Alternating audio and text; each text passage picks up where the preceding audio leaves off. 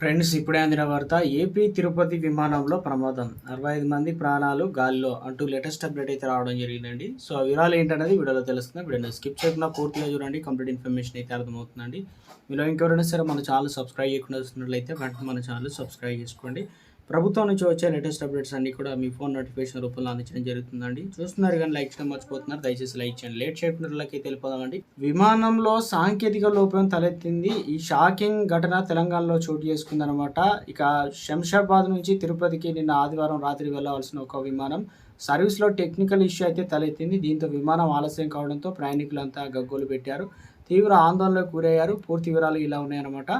విమానంలో దట్టమైన పొగలు. ఇక ఏదైతే ఇక్కడ మనకు ఆ విమానం పేరు ఆదివారం రాత్రి 7 గంటల 30 నిమిషాల ఏదైతే గంటలకు శంషాబాద్ నుంచి బయలుదేరి తిరుపతికి ఉందన్నమాట. కానీ శంషాబాద్ ఎయిర్పోర్ట్ విమానం గంట ఆలస్యం చేరుకుంది. రాత్రి 8 గంటలకు వచ్చింది. అనంతరం 65 మంది ప్రయాణికులు తిరుపతికి బయలుదేరింది.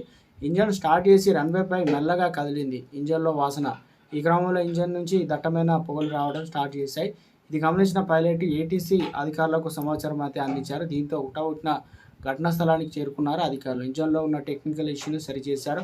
ఆ తర్వాత కూడా ప్రయాణికులు సేఫ్గా గమ్యస్థానాలకి దించేందుకు మళ్ళీ ఇంజన్ స్టార్ట్ చేయగా వాసన రావడంతో పైలట్ విమానాన్ని నిలిపివేశారు.